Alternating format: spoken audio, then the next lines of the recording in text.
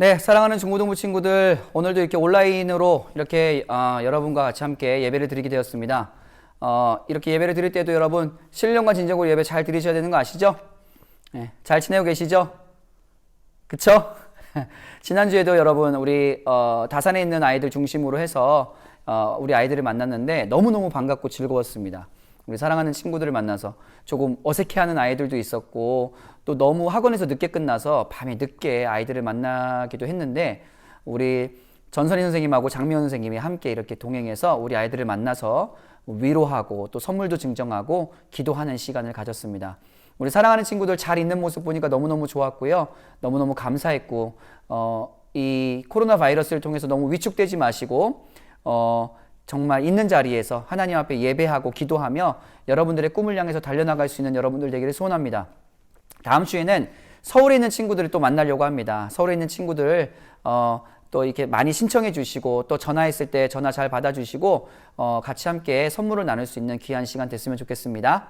우리 친구들 꼭 다시 만날 그날까지 기도하고 함께 했으면 좋겠어요.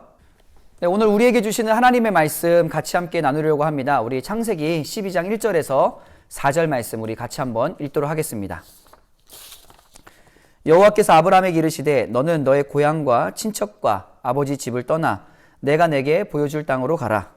내가 너로 큰 민족을 이루고 내게 복을 주어 내 이름을 창대하게 하리니 너는 복이 될지라. 너를 축복하는 자에게는 내가 복을 내리고 너를 저주하는 자에게는 내가 저주하리니 땅의 모든 족속이 너로 말미암아 복을 얻을 것이라 하신지라. 이에 아브라함이 여호와의 말씀을 따라갔고 롯도 그와 함께 갔으며 아브라함이 하란을 떠날 때에 75세였더라. 여러분 오늘 말씀에 대해서 이렇게 개역개정 성경으로도 읽어줬는데 또 여러분들이 이해하기 쉽도록 제가 새번역 성경을 찾아서 준비했습니다. 그래서 새번역 성경을 읽어보시면은 또 여러분들 조금은 또 이해가 더 될 것 같아서 함께 나누도록 하겠습니다. 주님께서 아브라함에게 말씀하셨다. 너는 내가 살고 있는 땅과 내가 난 곳과 너의 아버지의 집을 떠나서 내가 보여주는 땅으로 가거라. 내가 너로 큰 민족이 되게 하고 너에게 복을 주어서 내가 크게 이름을 떨치게 하겠다. 너는 복의 근원이 될 것이다. 너를 축복하는 사람에게는 내가 복을 베풀고 너를 저주하는 사람에게는 내가 저주를 내릴 것이다. 땅에 사는 모든 족속이 모든 민족이 너로 말미암아 복을 받을 것이다. 아브라함은 주님께서 말씀하신 대로 길을 떠났다. 롯도 그와 함께 길을 떠났다. 아브라함이 하란을 떠날 때에 나이는 75이었다. 네, 지난주에 하나님의 말씀에 대한 요지는 바로 뭐냐면 아브라함이 하나님의 말씀을 따라 떠났다라는 거죠. 여러분 하나님께서는 아브라함을 선택하셨습니다. 아브라함을 선택하신 하나님은요, 하나님의 나라를 보여주기 원하셨고 거룩한 백성으로서 어떻게 살아야 되는지를 보여주길 원하신 것입니다. 그리고 제일 중요한 것 바로 디아데케 베리트라는 원어를 제가 잠깐 설명했었는데 그만큼 인간과 인간과의 약속은 어떻게 보면 그 약속이 깨어질 수 있고 파기될 수 있지만 하나님께서 우리 인간과 하신 약속은 절대 계약이 파기될 수 없다.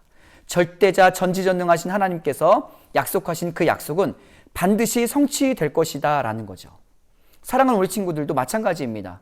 하나님의 말씀 바로 깨닫고 그 약속을 바라보며 나아갈 수 있는 여러분들 되기를 소원합니다.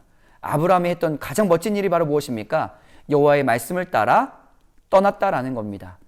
가장 익숙한 자리, 가장 익숙한 환경, 어찌 보면 떠나야 되는 이유보다 떠나지 말아야 되는 이유가 더 많았음에도 불구하고 아브라함은 여호와께서 말씀하셨기 때문에 그 자리를 떠나 나아가는 것을 볼 수가 있습니다. 사랑하는 우리 친구들도 마찬가지입니다. 우리 하나님의 자녀인 여러분들, 세상은 얘기합니다. 스펙이 있어야 된다. 금수저로 태어나야 된다. 그리고 물질 만능주의, 외모 지상주의, 약육강식 등의 세상의 이치와 세상의 방법들로 성공과 실패에 대한 잣대를 만들고 그것들을 얘기하는 것을 볼 수가 있습니다. 성공이란 무엇일까요? 실패란 무엇일까요? 그러나 우리 친구들은 하나님의 말씀에 그 성공과 실패에 기준을 두기를 소원합니다.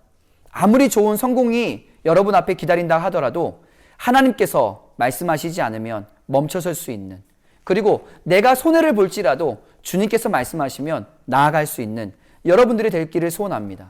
그게 바로 하나님을 믿는, 예수 그리스도를 믿는 하나님의 자녀의 아주 두둑한 배짱 아니겠습니까? 지난주에 하나님께서 약속하신 것들 기억하고 계십니까? 하나님께서 뭐라고 말씀하셨습니까? 아브라함에게, 아브라함아, 내가 너로 큰 민족을 이루고 복을 주고 내 이름을 창대하게 할 것이다 라고 말씀하셨습니다. 근데 아브라함의 그때의 환경은 작고 연약하며 절대 복의 근원이 될 만한 자격을 갖춘 사람이 아닙니다. 그럼에도 불구하고 하나님께서는 약속하셨고 그 약속이 반드시 이루어진다라고 말씀하셨습니다. 그럼 오늘은 이 하나님의 말씀이 어떻게 이루어지며 어떻게 하나님의 말씀이 성취되었는지에 대해서 함께 말씀을 통해서 나누기를 소원합니다. 첫 번째, 하나님께서 아브라함을 통하여서 주신 하나님의 약속은 바로 뭐냐면 너에게 준비되어져 있는 땅이 있다. 그리고 내가 너로 큰 민족을 이루겠다라고 말씀하셨습니다. 아브라함을 통하여서 이 약속이 어떻게 이루어졌을까요? 75세에 하나님께서 너를 통하여서 큰 민족을 이루겠다고 말씀하실 때까지만 해도 아브라함은요, 자식 한 사람 없었던 사람입니다. 아주 보잘것없고 연약한 사람이었습니다. 심지어 99세가 됐을 때까지도 자식 하나 없었습니다. 하지만 하나님께서는 이삭을 통하여서 하나님의 자녀를 허락하셨고 이삭을 통하여 야곱을 통하여 요셉을 통하여 아브라함의 자손들이 계속적으로 증가하게 하신 것을 볼 수가 있습니다. 아브라함의 자손이 애굽으로 이주할 때까지만 해도 그 모든 사람들이 60명, 나중에 애굽에서 나올 때에는요 장정만 60만 명. 그러니까 여러분, 그 가족들과 식솔들을 다 하면 몇 명일까요? 약 200만 명의 정말 민족을 이루는 축복을 허락하셨습니다. 하나님께서 약속하신 대로 이제 땅을 하나님께서는 준비하고 계셨고 하나님께서는 그 땅을 아브라함의 자손들에게 허락하십니다. 실제 아브라함에게는 사라가 죽은 이후에 해쪽 속에게 구입한 막벨라 굴이 전부였지만 아브라함의 후손을 통하여서 하나님께서 약속하신 땅 가나안 땅을 정복하게 하시는 것을 볼 수가 있습니다. 하나님께서는 그가 말씀하신 대로 약속하신 대로 아브라함과 아브라함의 후손을 통하여서 큰 민족을 이루게 하셨고 또 하나님께서 약속하신 땅을 허락하셨던 것을 볼 수가 있습니다. 하나님께서는 아브라함을 통하여서 약속하신 그 약속 중에 하나가 바로 뭐냐면 내 이름을 창대하게 하겠다라는 것입니다. 여러분, 하나님께서 아브라함의 이름을 아주 높일 것이며 그 이름을 창대하게 하겠다라고 말씀하십니다. 그리스도인들은 모두 아브라함의 자손이라고 말씀하십니다. 심지어 야고보서의 말씀을 보면 아브라함은 하나님의 벗, 곧 친구라고까지 그 이름을 드높이는 것을 볼 수가 있습니다. 하나님의 자녀들, 하나님의 자손들은 곧 아브라함의 자손이라고 얘기한 이유는 바로 뭘까요? 하나님을 따라 그 믿음으로 나아갔던 아브라함을 하나님께서는 그 이름을 창대하게 하신 것을 볼 수가 있습니다. 여기서 여러분, 그 이름을 창대하게 한다라는 것에서 중요한 포인트가 하나가 있는데요. 여러분, 바벨의 사건을 기억하십니까? 바벨의 사건 속에 나오는 그 인간들이 했던 그 불순종과 교만의 최악의 방법 중에 하나가 바로 뭐였냐면 자신들의 이름을 높이는 것이었습니다. 자신의 능력과 자신의 노력으로 그 이름을 높이려고 했지만 그것은 곧 하나님에 대한 교만이며 심판의 결과를 가져온 것을 볼 수가 있습니다. 그러나 아브라함은요, 자신의 노력과 자신의 어떤 욕심을 위해서 그 이름이 높아진 것이 아니라 하나님의 말씀을 따라갔더니 하나님께서 아브라함의 이름을 창대하게 하신 것을 볼 수가 있습니다. 우리에게 있어서 진정한 성공이란 그 결론과 그 모든 것들을 떠나서 하나님의 말씀에 순종했을 때 그것 자체가 성공이다라는 거죠. 세상에서 말하는 자랑할 것들이 있어서가 아니라 뭔가 의시될 것들이 있어서가 아니라 단지 하나님의 말씀에 순종하고 그 약속의 말씀을 바라보며 나아간다면 그것 자체가 순종이지 않겠습니까? 그래서 하나님께서는 아브라함을 통하여서 그 이름을 창대하게 하셨고 그 이름을 높여주신 것을 볼 수가 있습니다. 오늘 세 번째 하나님께서 주신 약속 바로 무엇이냐면은 복의 근원 또는 복이 되겠다라고 말씀하십니다. 그냥 복을 많이 주겠다라고 얘기하시는 게 아니라 복 그 자체가 되게 하겠다, 복의 근원이 되겠다라고 얘기하십니다. 오늘 말씀에도 보면은 3절 말씀입니다. 너를 축복하는 사람에게는 내가 복을 베풀고 너를 저주하는 사람에게는 내가 저주를 내릴 것이다. 땅에 사는 모든 민족이 너로 말미암아 복을 받을 것이다. 이 땅에 사는 모든 민족이요, 아브라함을 통하여서 복을 받겠다라고 얘기하시는 거예요.